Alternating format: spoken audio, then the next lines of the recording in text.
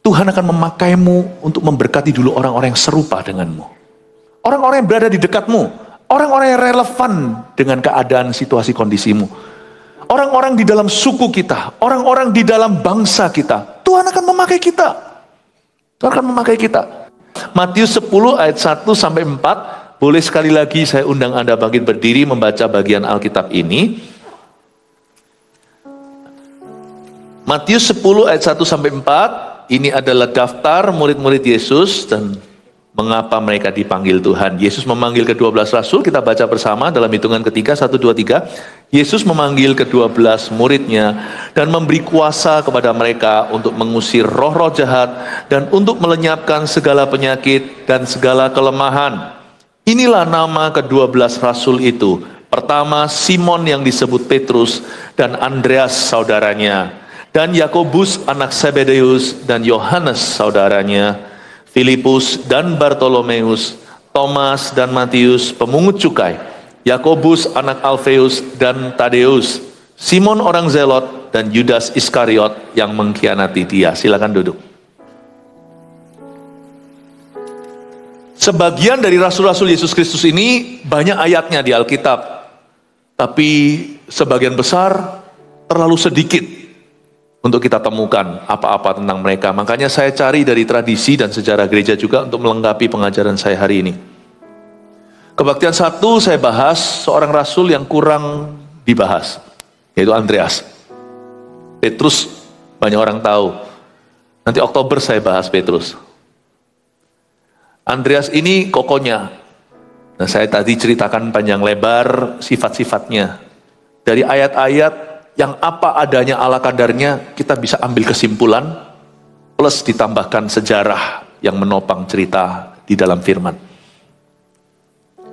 Andreas, Petrus itu kakak adik. Di sini juga ada berapa kakak adik, Yakobus, Yohanes. Jadi ada banyak kakak adik yang dipanggil Tuhan. Saya tanya dulu sebelum saya bahas tentang Filipus, di mana kakakmu? Dalam Tuhan atau belum? Di mana adikmu? Sudah sama-sama pelayanan atau tidak?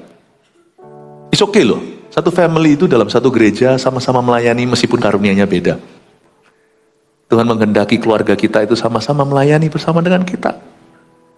Bukan hanya itu saja, tapi sahabat karib juga Tuhan pakai. Kerajaan Allah itu estafet, jadi sambung menyambung menjadi satu. Ternyata Andreas dan Filipus itu bukan saudara kandung, tapi mereka saudara sekampung. Saudara sekampung, mereka sama-sama dari Betsaida. Sebuah kota yang seringkali muncul dalam kitab Injil. Tuhan juga ingin memakai Anda untuk memenangkan teman-teman dekat Anda. Apa gunanya sih kita jadi orang Kristen dengan semua teorinya kalau kita tidak bisa jadi berkat buat orang dekat? Di mana BFF-mu? Di mana best friend Anda? Jangan bilang-bilang best friend lah kalau tidak menarik mereka kepada Tuhan. Teman macam apa itu kalau kita biarkan mereka masuk neraka? Where are your best friends? Dan Andreas, tokoh ibadah 1, dan Filipus, tokoh ibadah 2 yang saya bahas sekarang, itu mereka itu sangat dekat hubungannya. Nanti saya buktikan juga dalam sejarah bahwa ternyata mereka juga saling membantu dalam misi. Ayo bawa teman-teman Anda ke gereja. Jangan biarkan mobil Anda itu dikasih Tuhan berkat mobil segitu besar kok. Mobil bagus atau mobil lama. Kalau masih ada satu kursi kosong itu untuk bawa jiwa. Katanya parkir susah. Gereja-gereja kita sebagian ada di marketplace, tempat-tempat usaha seperti mall dan sebagainya. Ada yang stand alone juga, parkir nggak gampang karena jemaatnya banyak. Makanya itu gunakan. Ayo kita saling jemput-menjemput gitu loh. Saudara, sahabat, teman, rekan, handai taulan, tetangga. Ayo, mari kita sama-sama pergi ke sekolah minggu Tuhan. Yang saya maksudkan bukan kebaktian anak kecil, tapi mari kita belajar firman. Masuk hadirat Allah bersama. Filipus sama Andreas saya kasih sedikit background story, mereka itu dekat. Lalu Filipus, sambung menyambung nih. Nanti akan ada ceritanya, Filipus itu membawa temannya lagi. Jadi common friends ya. Kita itu punya common friends ya. Saya kenal orang itu, ya kan? Orang itu kenal Anda. Jadi kita ada common friends, ada segitiga persahabatan. Atau, loh, kamu kenal si itu? Iya, dia itu teman kelasku. Dulu sekelas kita satu sekolah. Oh gitu, dia teman bisnisku. Nah, baru tahu ternyata kita punya teman yang sama. Common friend. Andreas sama Filipus itu teman dekat.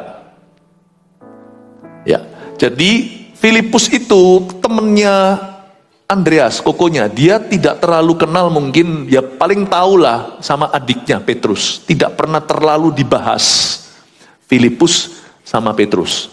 Tapi Filipus selalu sama Andreas, jangan bingung ya. Kalau kita drakor aja bisa hafal kok si ini, bin Yun Yun bin Bihun. Dunia Tuhan kita harus lebih ngerti lah tentang Alkitab. Itu semua fiktif, yang ini adalah sejarah. Filipus itu mungkin kalau dulu waktu kecil suka bertamu di rumahnya Andreas, ya gantian datang ke rumah siapa, mungkin ketemu sama adiknya. Nanti baru kakak adik menjadi rekan sama-sama kerasulan. Nah Filipus nanti bawa Nathanael, Bartolomeus kepada Tuhan. Luar biasa ya. Jadi saya ingin supaya Anda ngerti, lihat ya bahwa Tuhan itu kerajaannya itu keluarga. Sambung menyambung, siapa kenal siapa, seperti garam menggarami, seperti ragi mengkamiri. Anda kalau mau jadi pengaruh itu jangan gosip ria. Kalau kita mau jadi pengaruh jangan lewat berita-berita negatif, kepahitan, fitnah. Jadilah pengaruh yang bagus. Kalau Anda kenal Yesus, Anda diberkati di sebuah gereja, ajak temanmu, ajak saudaramu, ayo kita sama-sama melayani. Aku dan seisi rumah tanggaku, kami melayani Tuhan. Saya bersyukur hari ini di dalam kehidupan kami, yang namanya tante, om, sepupu, sepaha nggak ada ya. Sepupu jauh, sepupu dekat, saudara, kandung atau bukan, sahabat, teman masa kecil, teman SMA, semuanya hari ini. Siapa-siapa dan apa-apa dalam hubungan kita bisa ditemukan di GMS tercinta. Kita semua dalam gereja ini disambung sama Tuhan. Saya ketemu dengan beberapa kerabat saya yang tidak pernah besar bersama, itu baru nanti itu dikumpulkan itu di dalam kerajaan Allah, yaitu di dalam gereja. Saya bersyukur. Sekarang saya ajak kita untuk membahas tentang Filipus ya. Mari kita belajar tentang orang ini. Buka bersama dengan saya di Yohanes 1 ayat 43 sampai 47.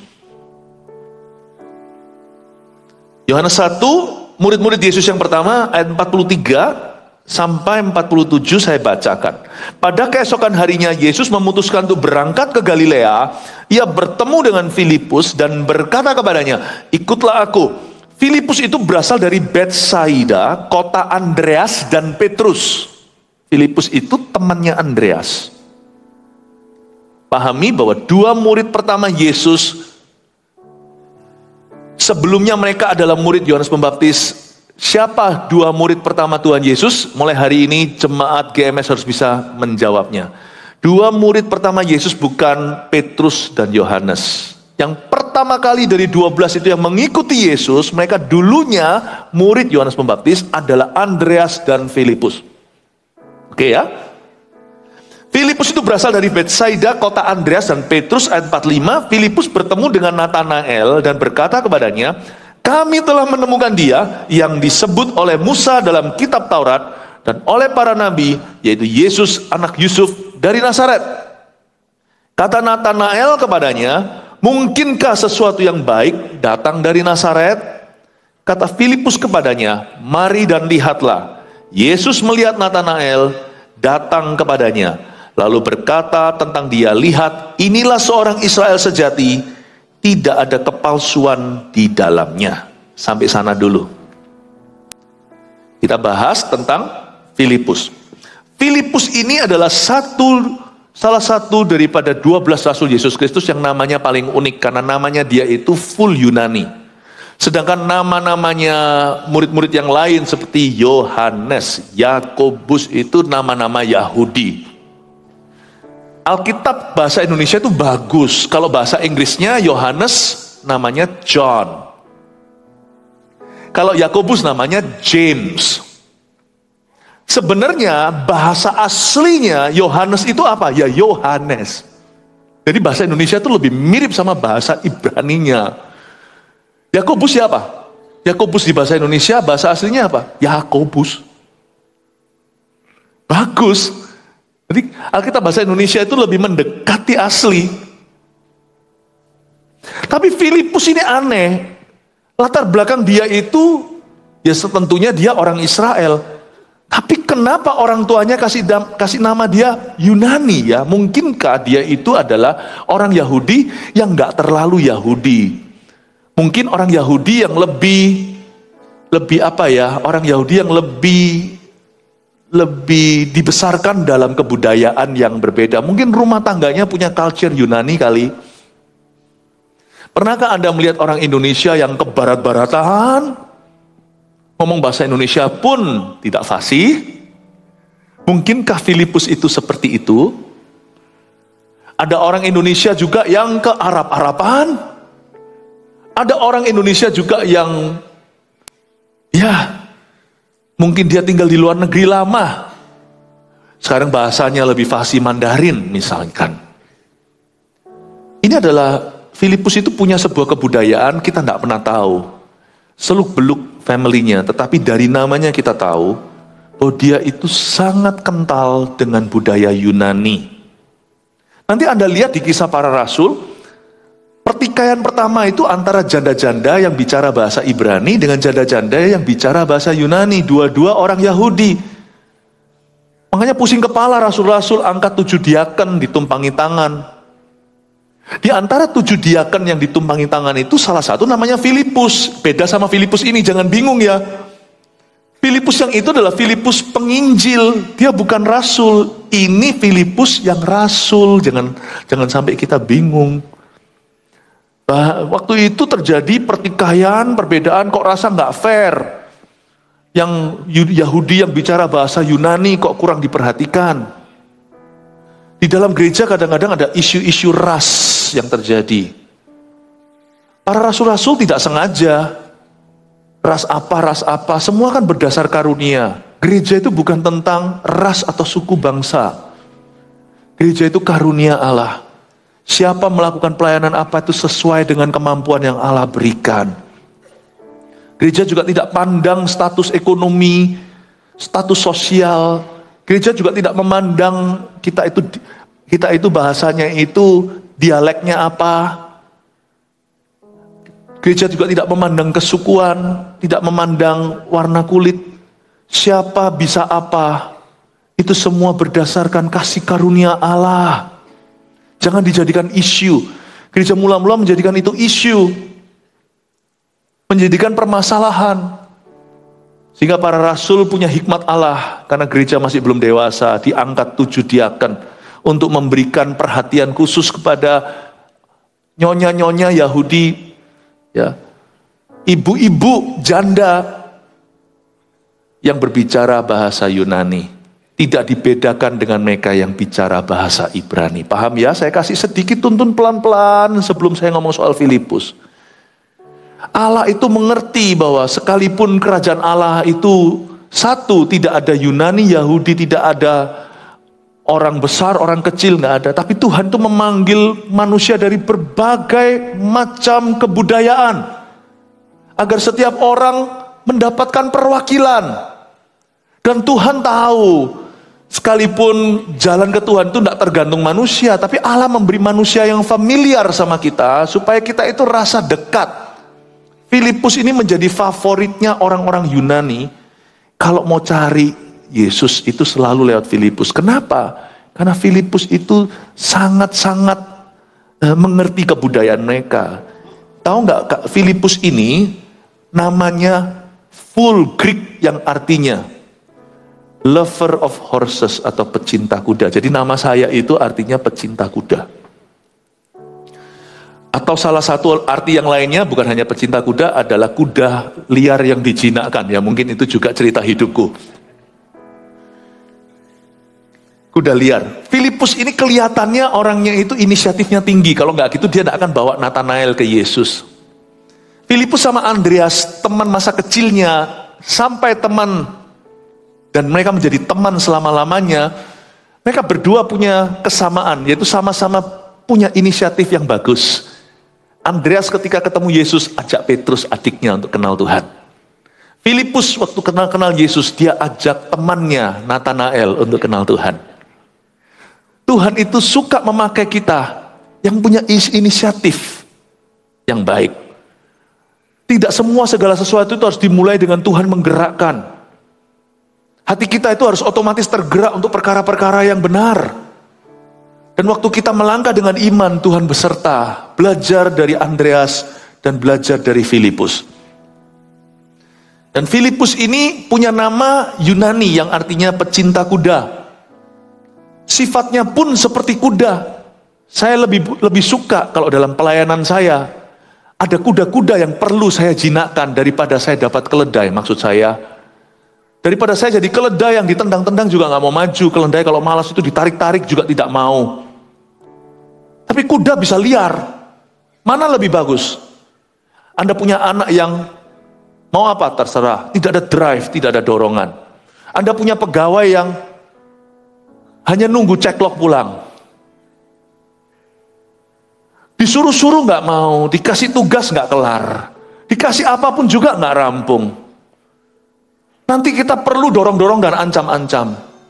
Itu adalah tipe keledai. Tapi tipe Filipus, demikian pula tipe Andreas, adalah orang-orang yang maju, inisiatif, nggak disuruh pun dia datang.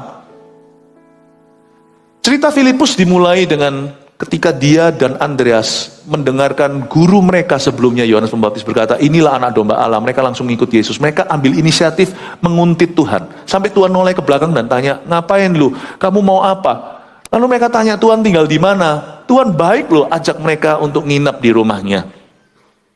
Padahal hari masih pukul 4, maksudnya mereka seharusnya bisa pulang ke rumah. Tapi Tuhan izinkan mereka itu, hari itu nginep sama Tuhan Yesus. Murid Yesus 12 itu yang pertama kali nginep sama Tuhan adalah Andreas dan Filipus. Inisiatifnya bagus. Coba kalau mereka nggak ikut Tuhan, kan nggak dapat privilege, nggak dapat keistimewaan untuk bisa nginep semalam di rumahnya Tuhan Yesus loh, bayangkan. Dan akhirnya mereka diangkat jadi duti, diangkat jadi murid sama Tuhan Yesus. Orang Kristen nggak boleh pasif. Belajar dari Filipus, orangnya aktif, pecinta kuda dia, atau lebih tepatnya kuda liar yang dijinakkan. Saya kalau punya pegawai dalam dunia kerja, kalau di dalam gereja nggak ada pegawai, semuanya itu saudara. Misalnya kalau saya dalam bisnis, misalnya kalau saya bukan pendeta, saya mending punya pegawai yang agak sedikit cowboy. Nggak hanya lihat ceklok pulang, dia kepingin berkreasi, kepingin melakukan sesuatu, malah justru berlebihan. Pegawai yang melampaui ekspektasi bosnya. Saya nanti akan rem-rem, jangan begitu. Dia ordernya 20, kamu bikin 40, ngapain? Saya lebih suka menjinakkan kuda daripada memaksa keledai. Nah pertanyaannya, kita sebagai hamba-hamba Allah dalam hidup ini, kita ini tipe Filipus atau bukan? Kita ini lebih tipe kuda atau keledai? Gereja kita ini tipe kuda. Bukan karena dipimpin oleh gembala sidangnya namanya Filip.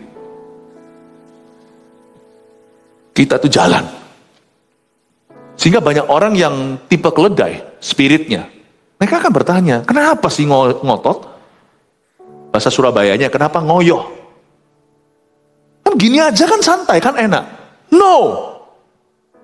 Karena saya tahu kita mau bagaimanapun, secepat apapun kegerakan kita gak akan pernah melampaui tuayan. Pengerja itu selalu kurang. Berapa banyak orang yang hari ini masuk neraka, detik ini juga TikTok, orang mati terus dan binasa. Kita nggak akan pernah bisa melewati itu. Nggak akan bisa melampaui ekspektasi Allah. Ada orang kalau berdoa itu latah. Oh kami terlalu percaya, how could you over believe? Kita nggak mungkin, iman kita sebulat biji sesawi, segede gunung sekalian, tidak akan pernah melampaui kebesaran Allah. Jangan pernah berkata, kau terlalu percaya. Kita nggak bisa terlalu percaya, nggak bisa terlalu mengasihi, nggak bisa terlalu mengampuni, terlalu memberi. Saya lebih kuda. Pecinta kuda, tapi kuda liar yang dijinakkan. Kadang-kadang Tuhan yang harus rem Paulus. Stop sampai Bitinia. Paulus ngotot masuk, nggak bisa, nggak dikasih visa, mau masuk ke Asia. Itu Paulus kalau terus ya, kalau diizinkan Roh Kudus itu terus dari Asia. Ini bukan Asia Tenggara, Indonesia, Asia sekarang. Ini Asia Minor, Turki, Bapak Ibu. Itu kalau dia terus sikat ke atas Syria, terus Lebanon, terus Paulus bisa berakhir di India, bisa ke Thailand, bisa sampai Indonesia. Itu Paulus kalau nggak direm, dia bisa ke timur, tapi Tuhan arahkan dia ke barat, yaitu ke Roma, Spanyol, Itali. Di situ dia mati. Kita orang Indonesia tidak boleh biasa punya roh keledai. Hari ini kebangunan rohani bukan gereja Indonesia yang akan memimpin, tapi gereja Indonesia tidak boleh terbelakang. Kalau enggak gitu, kita tuh biasa untuk lempar-lemparan, Bapak Ibu. Lempar-lemparan itu gimana? Oh, ngebiarin orang Korea aja. Korea itu sekarang menurun kerohanian. Nggak ada anak muda. Taiwan udah nggak berkembang. Situasi yang terjadi dengan China. Asia ini kosong, vakum. Vakum kepemimpinan, kebangunan rohani. Negara Barat, Amerika, Eropa malah nunggu Asia. Banyak kekristenan di negara Barat melempem semua.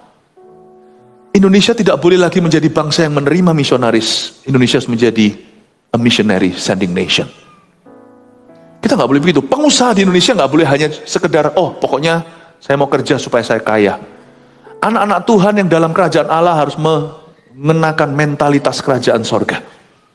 Anda itu hanya bendahara kerajaan Allah. Anda boleh nikmati hidup ini, rezeki dari Tuhan.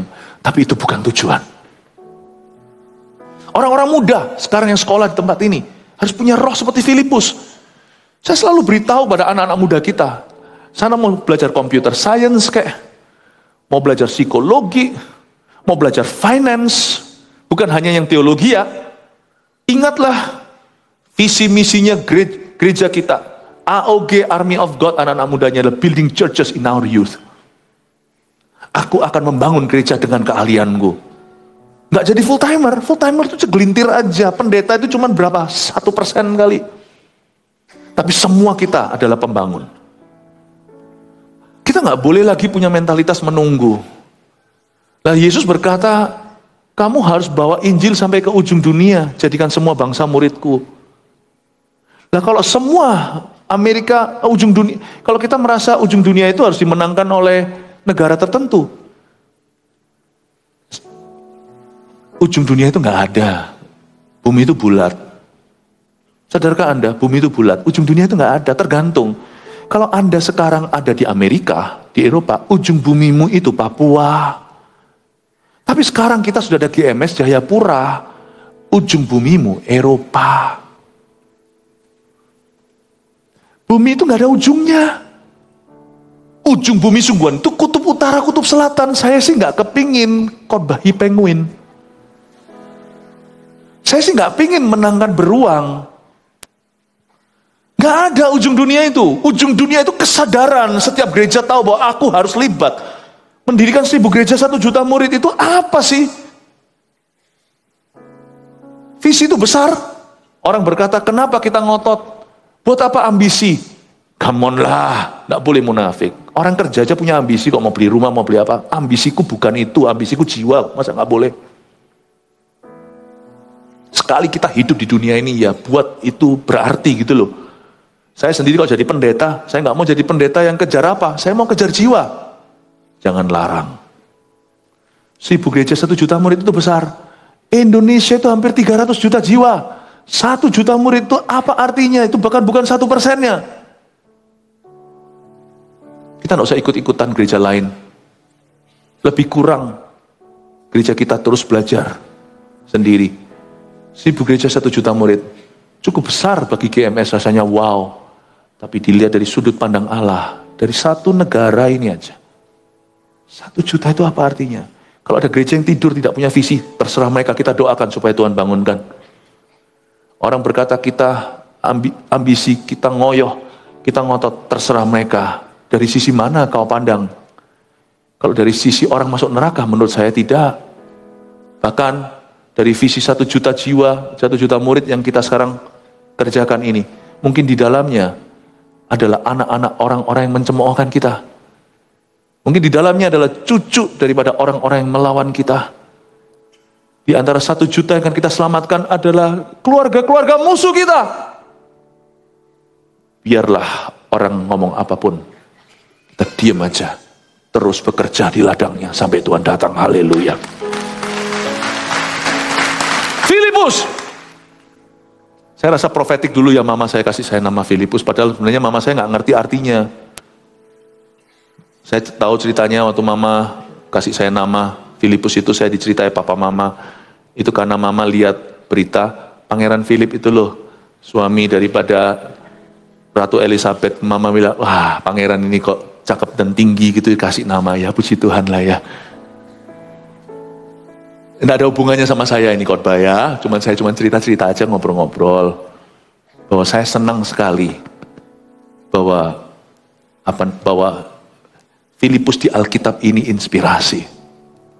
Kita mesti lari, kita mesti inisiatif. Tidak ada namanya kekristenan itu. Kristenan itu tidak ada hubungannya sama roh pasif, itu tidak ada. Kalau Anda pasif sebagai orang Kristen, Anda bukan orang Kristen. So Kristen dan pasif itu tidak jodoh. Orang Kristen yang sungguhan dari hati pasti rindu bertumbuh. Pasti rindu dipakai sama Allah. Kalau enggak gitu, roh siapa yang tinggal dalam diri Anda? Kalau roh kudus di dalam diri Anda, dia itu hidup dan bergerak. Kalau roh di dalam diri kita itu adalah roh dunia, makanya kita tidak tergerak. Roh apa yang tinggal atasmu? Di dalam diri seorang Filipus ada cinta untuk Yesus. Puji Tuhan. Saya ingin Anda melihat dulu Filipus ini orangnya inisiatifnya seperti apa. Kita lihat sekarang ayat 43. Pada keesokan harinya Yesus memutuskan untuk berangkat ke Galilea. Ia bertemu dengan Filipus dan berkata kepadanya, ikutlah aku. Ayat 43 menunjukkan bahwa Filipus itu sudah tanda kutip Kristen dulu sebelum dia sungguh-sungguh lahir baru. Gitulah bahasa modernnya. Sebab Filipus itu adalah muridnya Yohanes Pembaptis, jadi dia sudah religius. Sebagian di antara kita di sini, waktu bergabung di gereja ini, Anda bukan non-Kristen sebelumnya, Anda sudah Kristen sebelumnya. Kadang-kadang itu rencana Allah membawamu kepada ladang pengembalaan, membawa Anda kepada ladang misi. Filipus itu waktu ikut Yesus, dia tidak mulai dari nol. Filipus waktu ikut Yesus, dia sudah punya pengetahuan rohani. Dia itu muridnya Yohanes Pembaptis, jangan lupa. Lalu waktu Yesus berangkat ke Galilea, di situ dia bertemu Filipus. Lalu Yesus berkata sama Filipus, ikutlah aku. Tahukah bahwa kekristenan kita adalah panggilan Tuhan? Ketahuilah bahwa di mana Anda bergereja, kalau Anda ke gereja itu bukan jalan-jalan, tetapi berniat untuk tertanam di sana, itu panggilan Allah, panggilan Tuhan. Makanya jangan pernah kita itu pindah gereja karena sakit hati. Kalaupun demikian, bereskan. Misalnya kalau ada sesuatu yang nggak baik di masa lalu, kalau perlu Anda permisi dulu. Dan hal ini juga berarti orang-orang yang di gereja kita yang pindah ke gereja lain loh ya, saya harus fair-fairan berkata.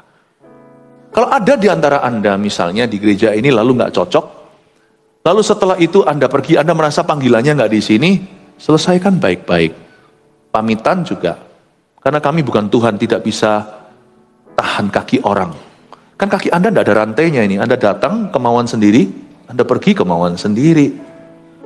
Tapi gereja adalah tempat di mana Allah memanggilmu di situ untuk bertumbuh. Kalau memang misalkan dari gereja mana ke sini atau dari sini ke gereja mana, selesaikan baik-baik. Selesaikan baik-baik. Dahulu kala pada waktu kita masih di tempat yang lama, saya pernah adakan acara namanya Huichiah. Ulang. Saya dorong beberapa jemaat kita yang bahkan pindahan dari gereja mana untuk selesaikan kalau ada sesuatu yang nggak baik. Dengan resiko loh ya, kalau saya utus ke situ, mereka nggak kembali lagi ke sini. Saya tetap fair-fairan, go. Ada juga jemaat yang membawa buah, lalu dengan pemimpinnya yang lama dan berkata gini, lalu habis itu pamitan. Demikian pula kami harapkan kalau ada semacam itu terjadi, dari tempat ini, Anda juga lakukan yang sama. Sebab orang tidak bisa tertanam dalam gereja membawa trauma. Nggak bisa. Dan kalau ada orang dari gereja mana pindah ke gereja kita misalnya, mesti harus mengikuti kebudayaan gereja ini. Harus mengikuti tatanan yang ada. Filipus itu tidak, waktu dia ikut Yesus dari Yohanes Pembaptis, Tuhan Yesus pun tidak punya bad blood, tidak punya perasaan persaingan dengan Yohanes. Tuhan Yesus memuji Yohanes Pembaptis.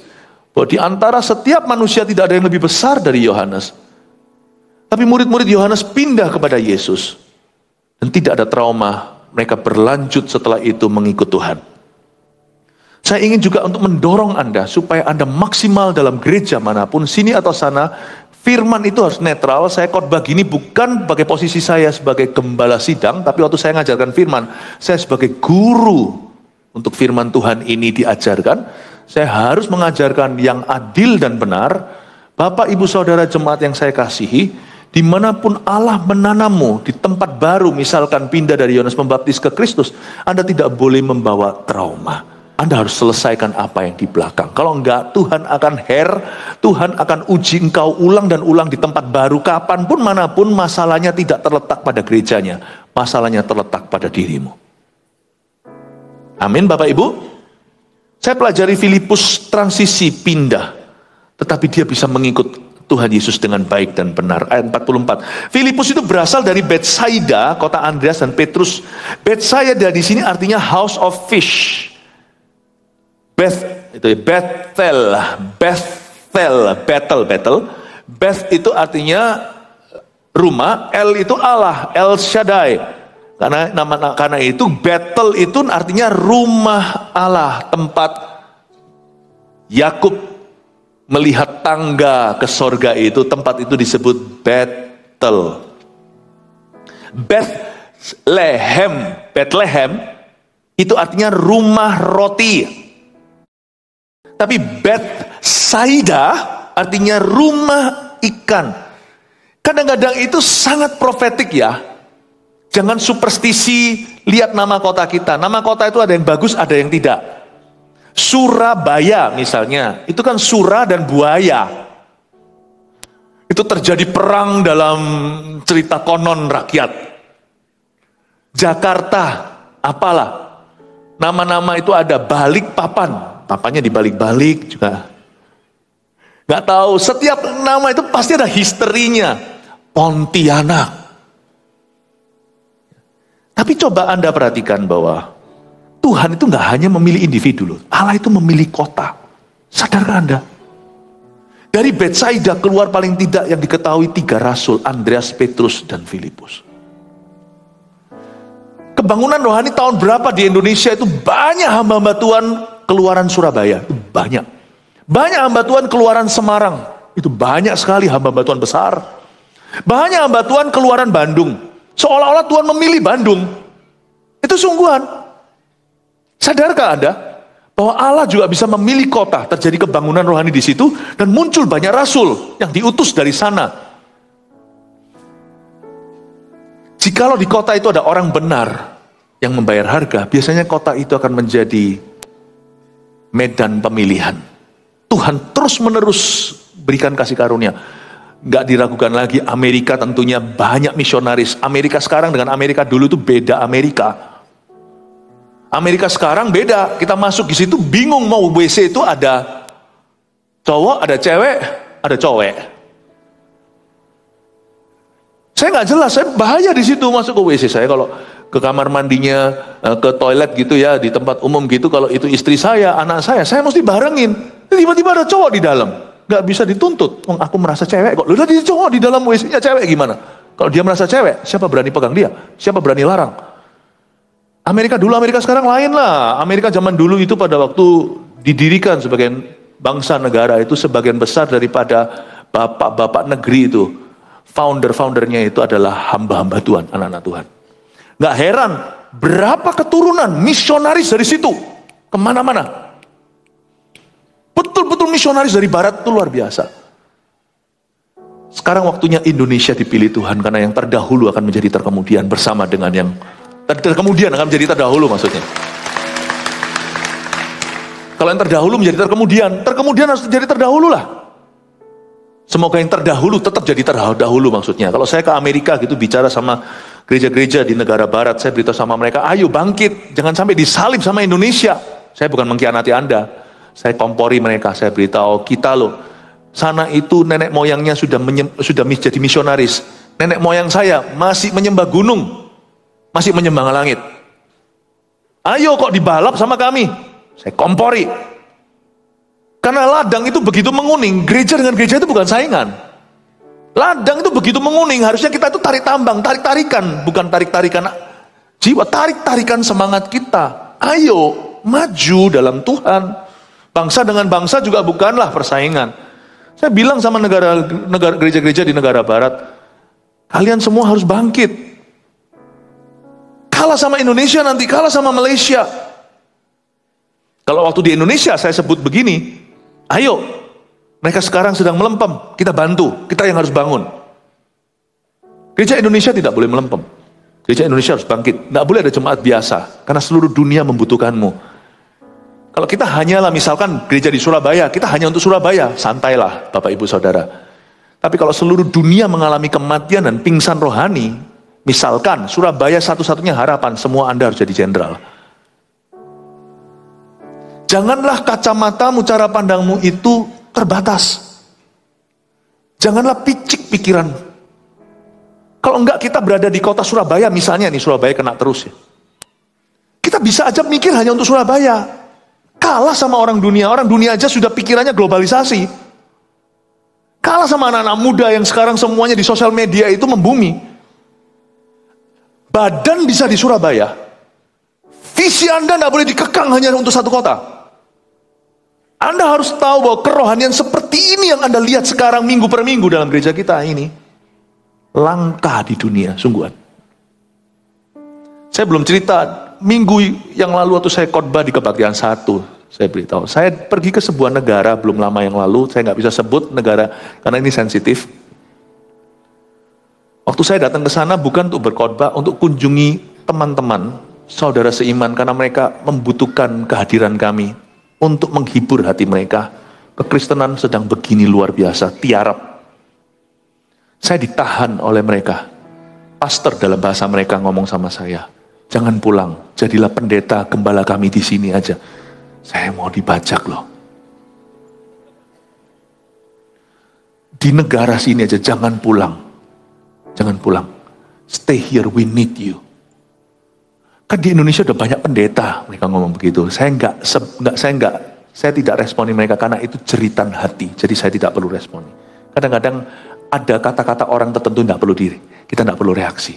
Saya cuma peluk mereka dan berkata, Tuhan Yesus mengasihimu. Dalam hati ya enggak lah ya, saya harus pulang. Kalau saya bisa ngomong sama mereka, ya tanya jemaatku boleh enggak? Boleh ya? Oh ya, oke, untung nggak boleh. Betul berarti saya GR dulu, jadi saya pulang gitu loh ya. Haleluya. Apa yang Anda lihat ini langka loh. Anda lihat anak kecil kebaktian bisa gitu, lompat-lompat memuji Tuhan, kenal firman, dengarkan firman, quiet 45 menit tidak lari-lari. Itu nggak ada. Saya pergi ke negara barat suatu hari, dulu sekali sebelum ada GMS di Australia, saya pergi di sana, itu orang-orang bule semuanya, 600 orang anak muda. Itu yang jadi youth pastornya kasihan, itu muntah darah itu kalau perlu khotbahnya. Itu harus pakai ini, lempar-lemparan apple pie, lempar-lemparan apa, baru anak-anak muda itu mau anteng, duduk diam untuk dengar, itu paling cuma 5 menit, lalu kasih meja pingpong, kasih apa, harus dipancing demikian rupa. Saya ngomong, waktu giliran saya khotbah naik ke atas, saya berkata, yang gini, aneh ya, Anda maju dalam kekristenan dulu, kok kami lebih ngerti ya anak-anak muda kami gimana dengar firmannya. Itu anak-anak mudanya tertemplak, liatin saya semuanya gitu. Saya bilang, ini saya bisa keluar dari ruang ibadah ini bisa dalam bahaya saya. Saya bilang, kalian semua itu, ini negara maju. Waktu itu, zaman itu, berapa puluh tahun lalu, Indonesia kan belum negara berkembang. Indonesia masih negara ketiga. Saya bilang, aku itu datang dari negara ketiga. Tapi kerohanian kami itu maju, kalian itu negara ketiga. Itu 600 anak muda liatin saya, ini pendeta dari mana datangnya, saya bilang. Saya bilang, papa mamamu misionaris, engkongmu misionaris, saya bilang. Engkong saya masih belum kenal Kristus. Tapi hari ini kami lebih kenal firman, lebih tahu isi Alkitab daripada kalian semua yang gak bawa Alkitab ke gereja, semua diam liatin saya. Untung Roh Kudus bekerja. Kalau enggak gitu saya pasti bisa digebukin 600 anak-anak muda. Roh Kudus bekerja dan mereka tersungkur nangis-nangis bertobat di akhir ibadah saya, ibadah yang saya bawa. Itu adalah konferensi anak-anak mudanya satu sinode besar saat itu di Australia. Saya beritahu Bapak Ibu, apa yang Anda lihat ini langka. Barang mewah ini, dunia ini. Bukan gedungnya, kerohanian ini. Janganlah pikiranmu terpatok hanya di kotamu. Orang Betsaida dipanggil untuk ujung bumi. Dengan pikiran seperti itu, ekspansi bisnismu. Waktu Anda kuliah, hai anak-anak muda, Anda tidak akan mikir apa ya jurusan yang gampang lulus.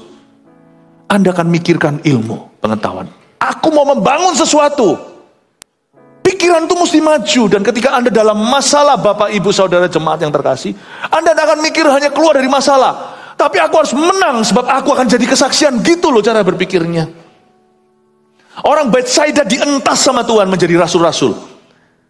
Tapi kalau Anda baca ayat ini, dari Betsaida keluar Filipus, dari Betsaida keluar Andreas dan Petrus. Kalau Anda renungkan sejarah, cuman bedanya orang Indonesia itu kurang senang membaca. Jadi kita juga sedikit bahan tulisan. Kalau orang-orang barat itu kelebihannya apa? Mereka itu suka membaca. Jadi ilmu pengetahuan gampang.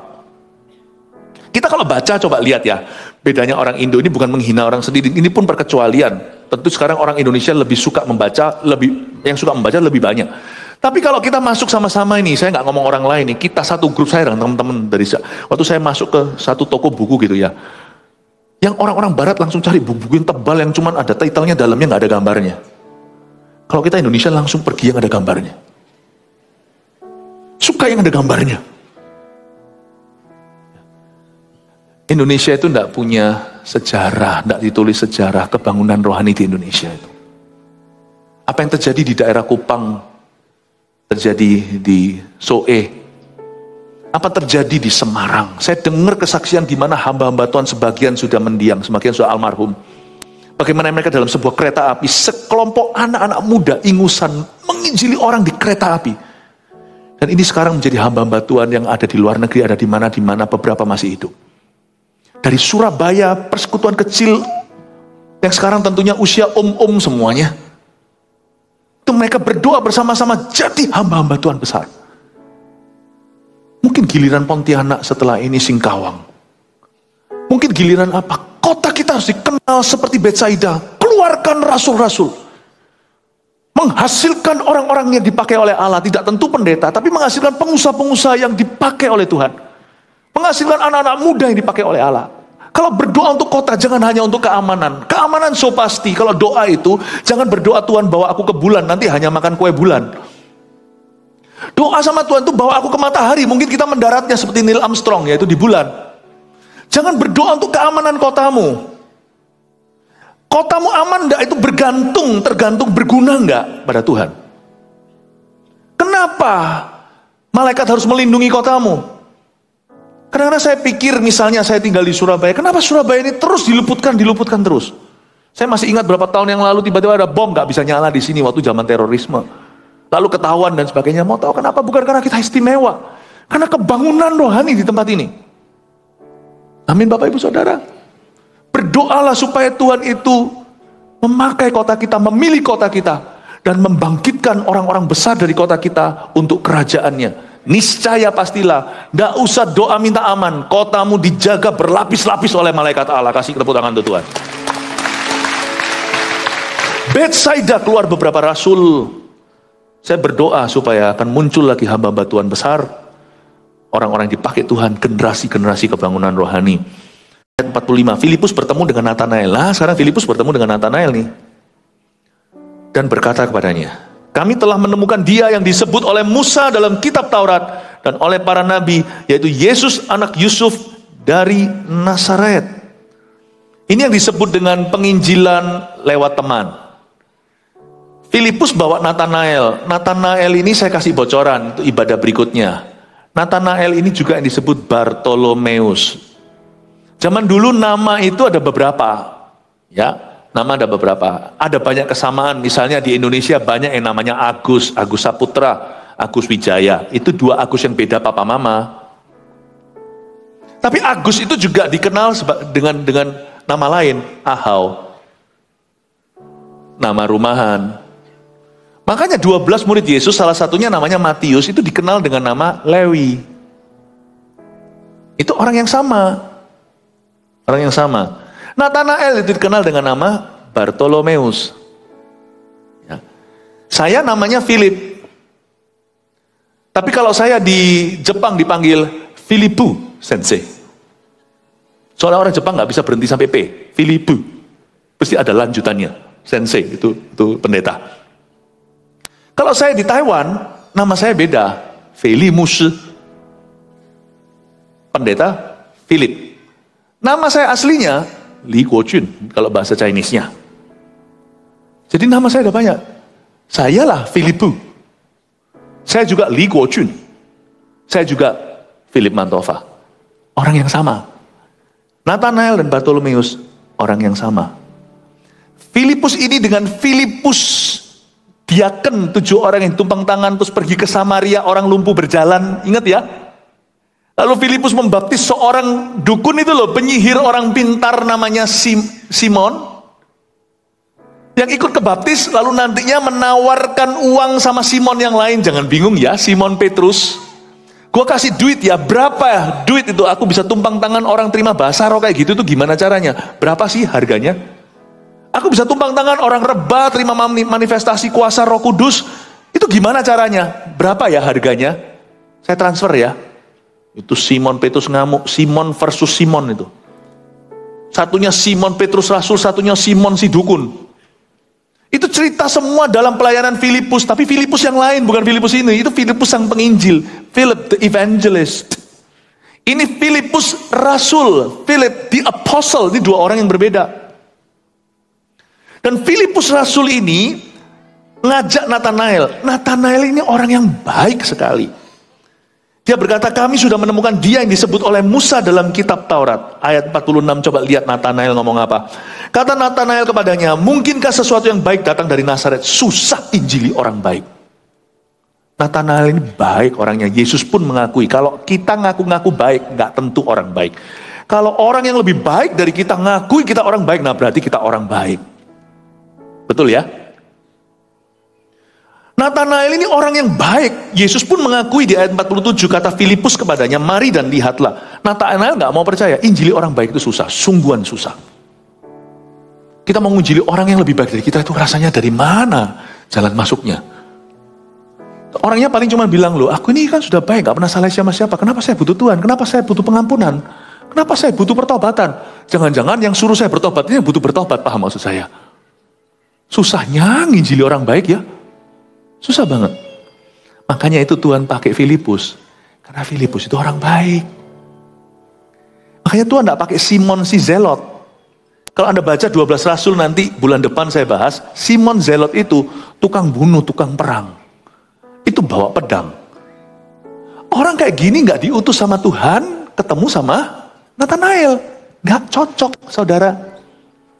Tuhan pakai orang baik untuk injili orang baik. Bagus gak? Makanya pentinglah jadilah orang baik. Jangan berkata yang penting pokoknya aku ngalami mujizat Allah. Tidak semua itu mempan pakai mujizat. Pakai kesaksian segalanya. Kalau orang tidak melihat hidupmu benar, gimana orang bisa percaya ketika Anda bawa berita yang benar? Betul kan? Seorang presiden dikasih minum sama satu orang. Tidak diminum apalagi kalau negara dalam perang. Tapi kan kalau kasih minum itu adalah istrinya. Kalau yang kasih minum adalah seorang pegawai kepercayaannya sudah 30 tahun bersama. Diminum sama dia. Bukan minumnya yang salah. Jadilah pembawa berita baik itu. Miliki kepercayaan orang lain, perjuangkan. Makanya pentingnya kita itu memperjuangkan kepercayaan orang lain sama kita itu bukan supaya kita dapat pekerjaan. Itu adalah alasan yang rendah. Pentingnya kita memperjuangkan kepercayaan manusia. Jangan mentang-mentang berkata, pokoknya Tuhan tahu hatiku. Ya Tuhan tahu hatimu, tapi hanya manusia. Tapi manusia perlu melihat buktinya. Kenapa kita perlu membuktikan di depan orang, supaya orang itu percaya sama kita? Mengapa kita memperjuangkan kepercayaan mereka? Supaya kita berhak berbicara atas nama Tuhan dalam hidup mereka. Makanya seorang suami mesti harus jadi suami yang benar dan baik, supaya bisa terus bicara ke dalam hidup anak-anaknya dan membimbing mereka dalam takut akan Allah. Kenapa seorang istri perlu baik dulu sama suaminya sebelum ajak dia ke gereja? Misalnya suaminya belum mau ke gereja, mereka berdua dulu-dulunya belum kenal Tuhan, lalu menikah, lalu istrinya diselamatkan tengah jalan. Kenapa Anda perlu berbuat baik dulu? Jangan terlalu marah, kecewa, putus asa kalau suaminya tolak mentah-mentah. Belum waktumu, beli karcis dulu. Pembawa beritanya itu harus beli kepercayaan. Tuhan sudah mempercayaimu, manusia masih menunggu buktinya. Amin Bapak Ibu Saudara. Perusahaan Anda juga kenapa produknya belum laku? Ya Anda perlu bangun brandingnya dulu. Branding itu kepercayaan customer. Itu percayaan customer. Nah itu perlu dipertahankan. Bapak Ibu Saudara, Nathanael ini tidak semerta-merta langsung mau diinjili siapa-siapa. Karena Yesus berkata, kalau Anda baca ayat 47, kata Filipus kepadanya, mari dan lihatlah. Yesus melihat Nathanael datang kepadanya, lalu berkata tentang dia. Perhatikan ya, Yesus ngomong apa tentang Nathanael. Lihat, inilah seorang Israel sejati. Tidak ada kepalsuan di dalamnya. Dengan kata lain, Yesus berkata Nathanael ini orang jujur, tidak pernah palsu-palsu, tidak pernah bohongi siapa-siapa. Makanya Tuhan utus Filipus. Kalau Anda baca Filipus ini, Filipus itu orang baik. Dari keluarga baik-baik. Ada orang berkata, nggak apa-apa. Wah, Tuhan tuh suka memakai orang-orang yang dulunya jahat. Orang-orang yang dulunya itu mungkin pemuja setan, bertobat terima Yesus, lalu dikelilingkan gereja-gereja kesaksian. Itu kulitan. Tuhan lebih pakai orang-orang yang kenal Tuhan dini. Makanya saya lebih bergairah melihat anak-anak Anda dari muda atau dari kecil sudah di gereja mengenal jalan Tuhan. Itu lebih hebat. Siapa bilang, ada seorang pernah ngomong dulu waktu saya sedang ngobrol-ngobrol dengan sesama orang anak-anak Tuhan. Saya lupa entah di dalam forum apa. Dia berkata, iya ya, kenapa Tuhan tuh suka memakai orang-orang yang dari jahat diubah lalu dipakai jadi hamba Tuhan yang luar biasa. Saya bilang, kamu ngomong tentang Paulus ya? Paulus gitu, Petrus enggak gitu. Petrus itu orang baik. Yohanes, Yakobus baik-baik itu. Anak Zebedius itu malah anak mama itu. Anak Zebedius. Saya bilang, kalau kamu bilang hamba Tuhan siapa itu loh. Dulu zaman dulu waktu saya sekolah itu ada satu hamba Tuhan yang ex-gangster. Dia dulu gangster benar-benar di jalanan dan ditakuti di kota besar Amerika. Lalu apa, The Blade apa itu loh. Saya lupa nama, saya pernah baca bukunya. Lalu dia bertobat, lalu dia bawa banyak gangster. Betul sih. Tapi jangan lupa ya, Reinhard Bonke yang meninggal dunia, penginjil besar yang selevel dengan Billy Graham itu, pernah dalam sekali kebaktiannya itu, satu KKR 1 juta jiwa yang datang di Nigeria dan yang bertobat berapa orang mati dibangkitkan. Beliau tidak pernah rusak. Orang baik tapi orang berdosa. Dari umur 9 lahir baru karena grandmanya. Terima Tuhan. Dan tidak pernah gejolak gimana, lihat jadi penginjil segede itu. Daripada orang yang keliling-keliling cuman jualan cerita tapi tidak ada buahnya hari ini. Jangan terlalu terkagum dengan orang yang dipasang cuman ceritanya heboh, sensasional. Kalau sebagian besar orang dimenangkan bukan dengan cerita sensasional, tapi dari tetangganya yang perubahan hidup dan memperkenalkan dia. Seperti Filipus ajak Nathanael kenal Yesus. Tapi Nathanael waktu diajak nggak mau. Mana ada yang baik dari Nazaret? Lalu Filipus jawabnya nyantai lagi. Mari dan lihatlah. Filipus yang sudah mengalami Yesus, dia tahu bahwa Yesus harus dialami baru orang itu percaya. Makanya Filipus tidak bergantung kepada kebaikan hatinya. Filipus berdoa, saya yakin meskipun Alkitab tidak mencatat, Filipus itu berdoa supaya Roh Kudus bekerja. Nah, disinilah kelemahan orang baik. Orang baik merasa nggak perlu Tuhan. Orang baik justru perlu Tuhan. Karena tidak bisa orang itu diselamatkan lewat kebaikan kita. Kita bisa baik sama orang, ajak dia ke gereja. Tapi setelah orang itu dengar firman Tuhan seperti ini, hanyalah Allah yang bekerja. Anda tidak bisa selamatkan orang. Filipus itu pasti sembahyang. Tuhan selamatkan dia. Ketika Filipus bawa Nathanael ke Kristus dan Yesus ketemu Nathanael, boom, disitulah terjadi kelahiran baru. Tapi tunggu kebaktian berikutnya, nanti saya akan jelaskan. Nathanael gimana lahir barunya. Dan kalau kita baca hari ini, ternyata saya menemukan bahwa Tuhan itu memakai latar belakang kita. Kalau Anda sudah jahat, kalau kita sudah jahat, bertobatlah. Tapi kalau Anda belum jahat, jangan jahat ya. Jangan mau dengarkan itu semua dongeng yang manusia sebarkan bahwa, oh Tuhan itu akan pakai orang yang pernah jahat, lalu mari kita jahat dulu supaya kita punya cerita. Enggak.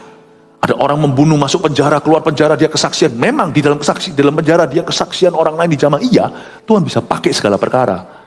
Tapi tidak harus kita itu ke neraka dulu baru bisa masuk surga.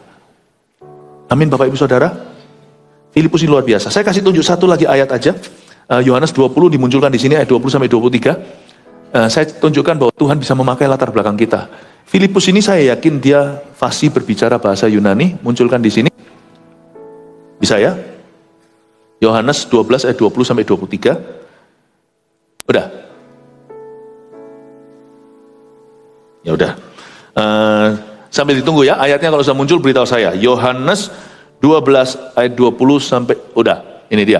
Di antara mereka yang berangkat untuk beribadah pada hari raya itu, terdapat beberapa orang Yunani. Catat ya. Filipus pergi memberitahukannya kepada Andreas.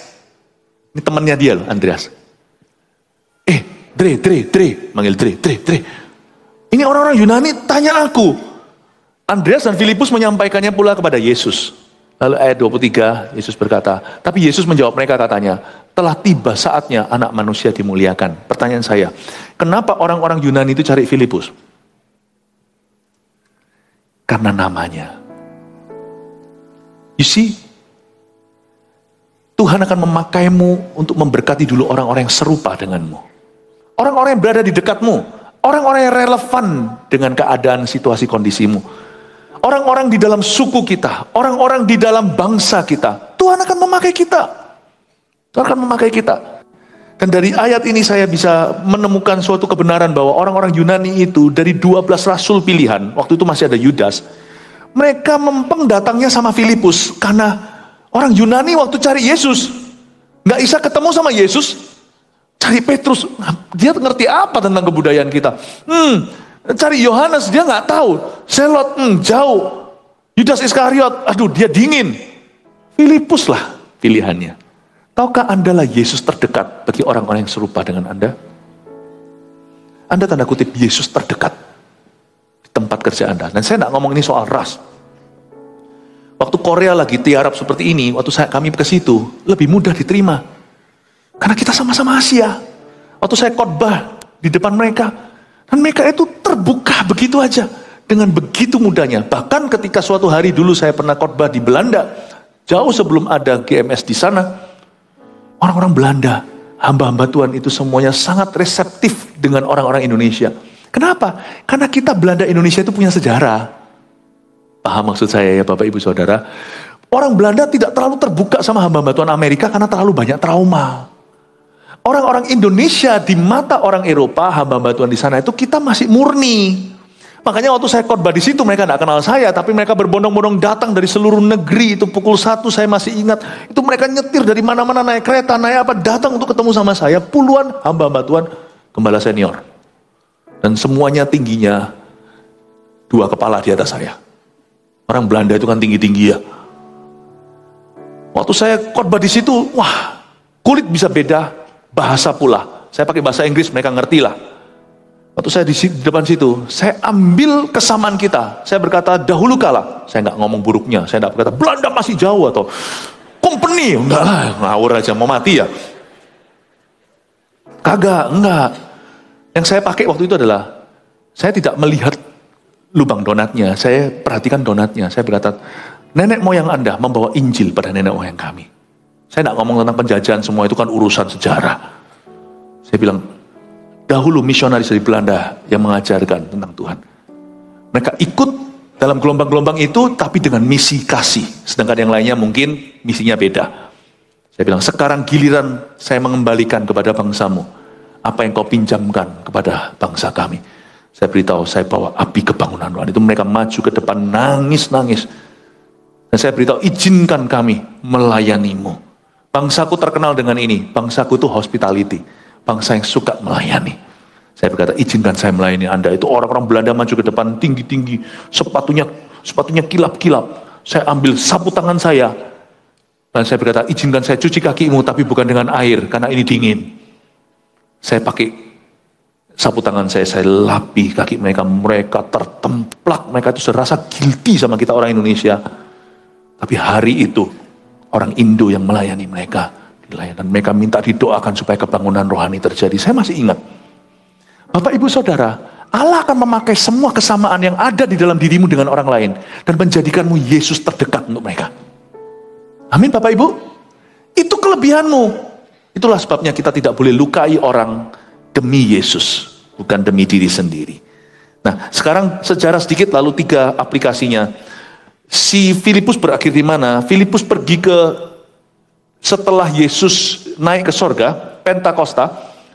Berapa tahun setelahnya, Filipus itu pergi ke sebuah negara namanya Skythia, SCYTHIA, yaitu di Southern Russia, di Rusia sebelah selatan, hari ini Rusia. Di sana Filipus itu memberitakan Injil, dan sejarahnya mirip sama Andreas. Andreas juga pergi ke Skythia dan memberitakan Injil di sana. Tapi Andreas dari sana ke Armenia, lalu ke Bulgaria, mati di Yunani. Tapi kalau Filipus, arah anginnya beda. Mereka sama-sama ke Skythia, tapi Roh Kudus tuntun mereka ke arah yang berlawanan.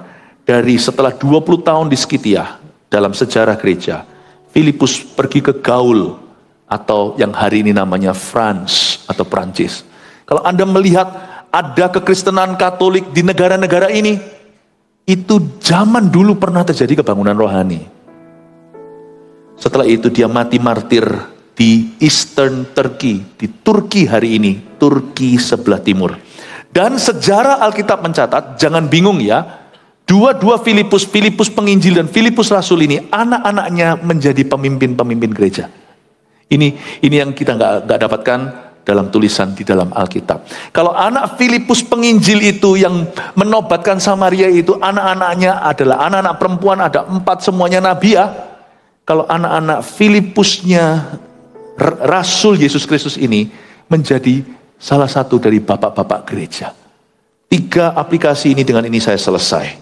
1, apa yang kita bisa pelajari dari kehidupan Filipus? Tuhan memakai latar belakang kita untuk memuliakannya. Latar belakang kita. Makanya anak itu kasih peluru, kasih bahan. Semua itu kan jadi sesuatu, karena itu kelebihan. Dan latar belakang. Latar belakang aja dipakai, apalagi kelebihan. Saya waktu kecil belajar bahasa Chinese. Sekarang belepotan, tapi tetap Tuhan pakai tuh. Saya pernah sekolah belajar bahasa Inggris. Saya masih ingat pada waktu saya pernah sekali sekolah di Singapura, Singlishnya keluar. Don't be so like that lah. Singlishnya. Saya masih ingat masa-masa saya pelayanan ke Singapura, belum ada ROSC GMS Singapura di sana waktu itu. Sama gereja-gereja Singapura, saya berkhotbah mereka relevan. Lalu saya pergi ke Kanada belajar bahasa Inggris. Jadi Inggrisku sekarang pas-pasan bisa ngomong sama orang Amerika. Bapak, Ibu, Saudara, anakmu kasih peluru, kasih bahan. Sebab apapun kelebihan latar belakang mereka itu nanti digunakan. Amin, Bapak, Ibu, Saudara. Buat apa ajak anak ke AOG? Buat apa antar mereka ke Voltage kemarin Sabtu jam 1? Enakan jalan-jalan. No, itu peluru yang paling penting, itu kerohanian. 2, jangan bersandar pada kebaikan tapi pengenalan akan Tuhan. Belajar seperti Filipus. Dia nggak mengandalkan kebaikannya. Dia berdoa, minta mujizat Allah terjadi. Orang jahat kalau berdoa kok didengarkan sama Tuhan. Lebih tepatnya lagi, orang baik kalau berdoa lebih didengarkan oleh Tuhan. Doa orang benar bila dengan yakin didoakan, sangat besar kuasanya. Jangan lupa, doa orang benar adalah mula-mula kalimat. Bisakah kita menjadi orang benar kalau kita orang jahat? Bapak, Ibu, Saudara harus punya keyakinan, bukan bersandar pada kebaikanmu. Kalau hari ini Anda berusaha jadi orang baik dan percaya Yesus, percayalah niscaya doa-doamu itu gak akan jauh dari tata Allah. Seorang baik namanya Dorcas, suka bikinkan untuk yatim piatu, merajut, menjahit untuk para janda. Ketika dia mati, satu desa, satu kampung itu menangis, Petrus bangkitkan dia. Orang baik itu gak jauh dari tata. Jangan pernah berkata, buat apa kamu jadi orang baik, aku ditipu kanan kiri. Jangan diuji dengan cara gitu, jangan dinilai begituan. Orang baik itu dekat tatanya Tuhan. berserulah. Mama yang baik kalau berseru untuk keluarganya, keluarganya selamat. Papa yang baik berseru anak-anaknya sampai bawah, itu semuanya akan menjadi pilihan Tuhan. Gak rugi jadi orang baik, katakan kanan kirinya, gak rugi jadi orang baik. Ya, tapi berdoalah supaya mujizat Allah terjadi. 3, anak-anak kita akan mewarisi roh pelayanan kita. Belajar dari Filipus, ini roh anak-anak kita akan mewarisi roh pelayanan kita. Haleluya, yang diberkati Tuhan, katakan amin. Mari kita semua bangkit berdiri.